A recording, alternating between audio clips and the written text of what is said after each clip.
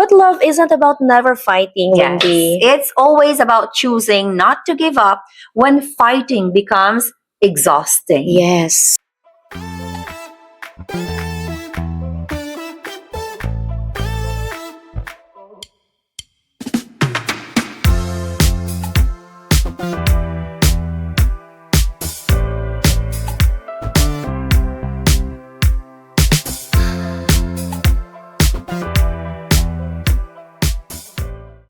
Just two friends having real talk and in-depth conversations on random topics like life, relationships, finances, and advice. Welcome to another episode of our audio podcast. I am Beldy, and today's episode is called Despite Everything. Because love isn't always gentle. Sometimes it's loud. Sometimes it's tiring. Sometimes it's tested by misunderstandings and repeated arguments. Yet, despite everything, we stay. Tama. And I'm Windy. So let's be honest, Wendy. No relationship is Yes, free Belle. from misunderstandings. Sabi mo Mhm. kanina, it's loud, it's tiring. Exactly. And it's always tested by misunderstanding. I agree. Yes. So there are moments when words come out wrong, when silence speaks louder than explanations, when both of you feel unheard, unseen, and misunderstood. Most of the arguments, they happen because both people actually care deeply but don't know how to say it right.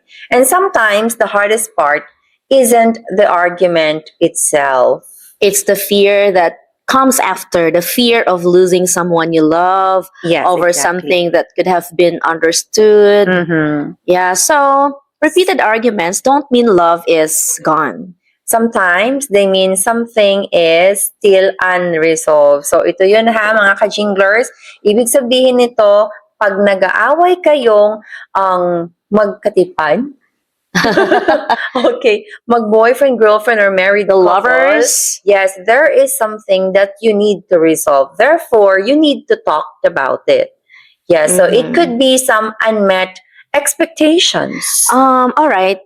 So some people say don't sleep until you resolve issues or problems. Hindi Yes, pwedeng oo. matulog na nagtatampuhan. Oo, totoo Dapat yun. before the sun rises in the morning, Dapat fresh. fresh and walang issues. What do you think? I would agree to that because somehow I tried to practice that for several years na din. But then, meron din kasi akong mga friends, Belle, na it doesn't apply to them. That kind of thing. Meron kasing personalities wherein they have to cool off or to cool it off first. And then they have to really think and reflect bago nila gustong i-deal yung sitwasyon na yon. Ako yon. Oh, ikaw yun! Okay, so we're two different Didn't you know people. that? No, hindi. We've been talking about relationships but never na umabot sa ganitong point. Probably. Siguro pag nag-usap din tayo, parang passing lang. So, Uh-huh. hindi siya talaga like in-depth like this. Kaya ito ngayon yung right venue for us to talk about that. Exactly. Yeah, Win. So actually, me, I don't want to deal with, our issues right away. Mhm. After the fight or even just a small fight kasi I want to take a rest muna. Parang ganyan.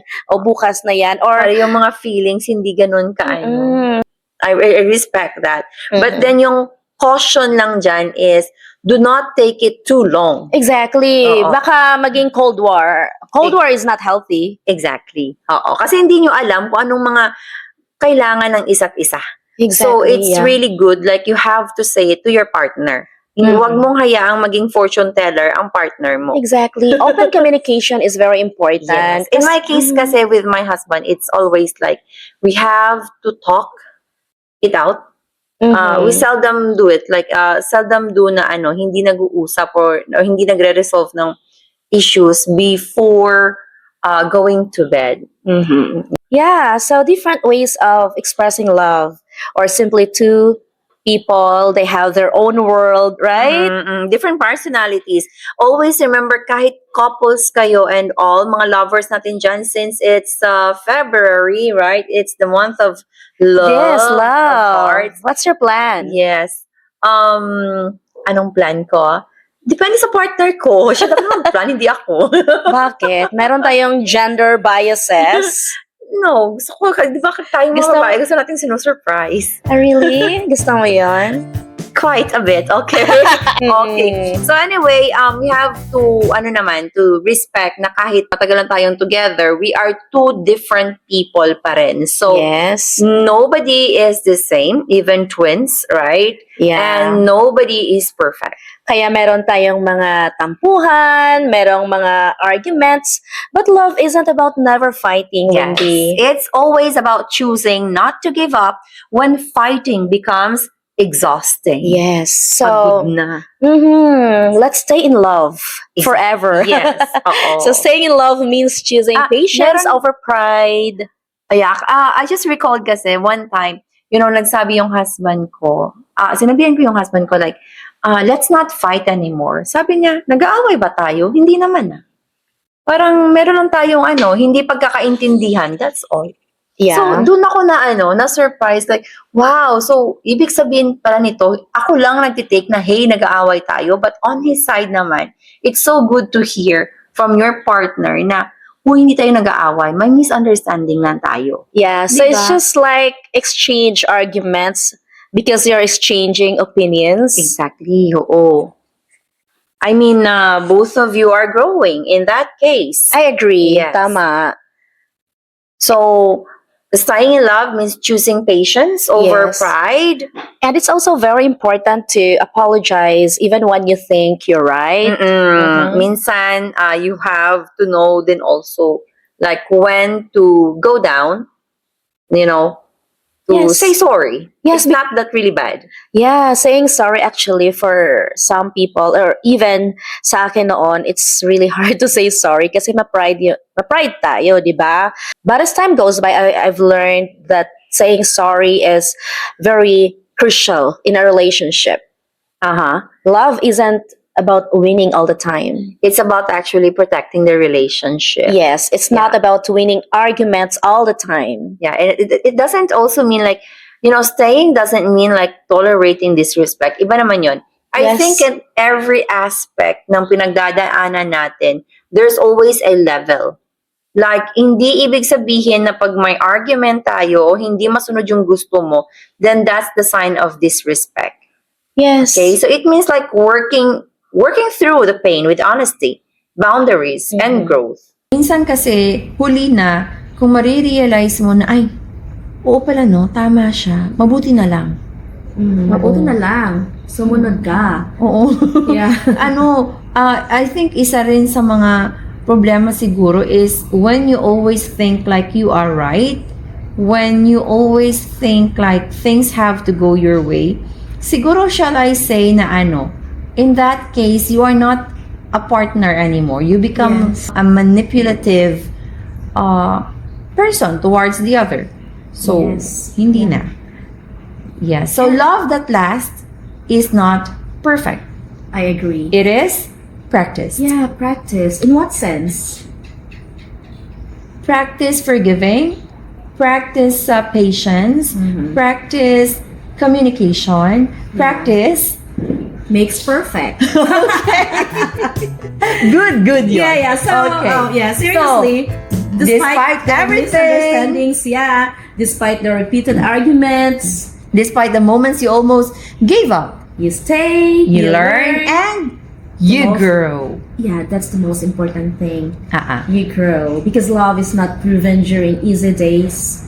It's Mhm. proven when both of you choose each other on the hard ones. Yes, kung totoong mahal mo yung tao, you have to stay with that person. Mm-hmm. Okay? And of course, that person also must learn how to respect you. Hindi yung the other person must also giving. I mean, it's always, sabi nga nila, give and receive. Ano ba yun? That's correct. Yeah. So in a relationship, sometimes one would be the giver and the other one would be the receiver.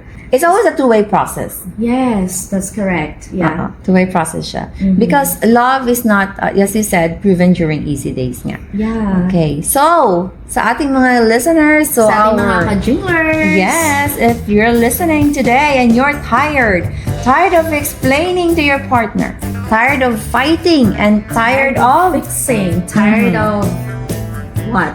Tired of everything. Of everything. Ayoko na.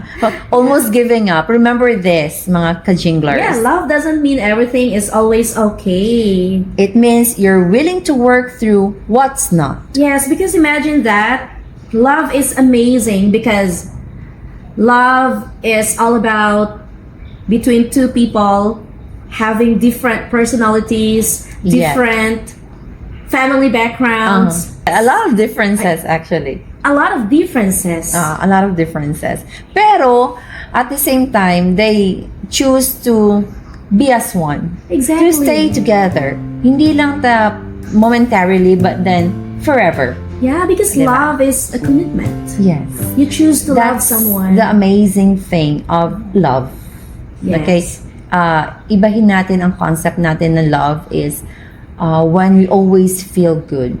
Love is when you feel good and sometimes feel bad, but keep on growing at your best. Exactly. At your best. Both of you grow together, learn together.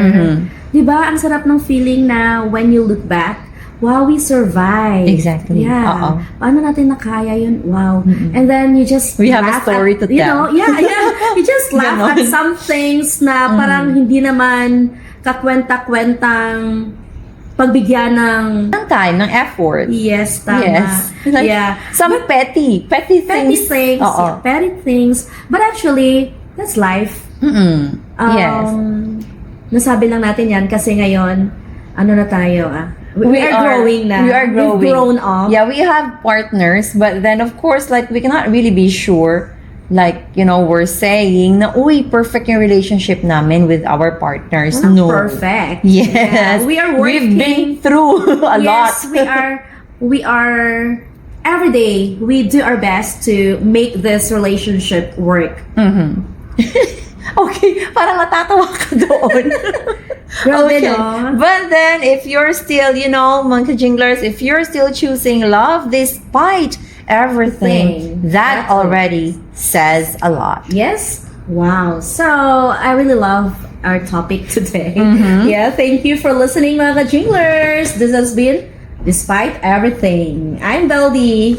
And I'm Windy. Anyway, mga ka-jinglers, to our listeners, if you enjoyed this episode, don't forget to follow and subscribe. You can always catch us on Instagram, Facebook Reels, and of course, on Spotify. Just search for our podcast and be part of the Jinglers community. Huwag kalimutan, Beldy and Windy. Until next time, thanks for listening.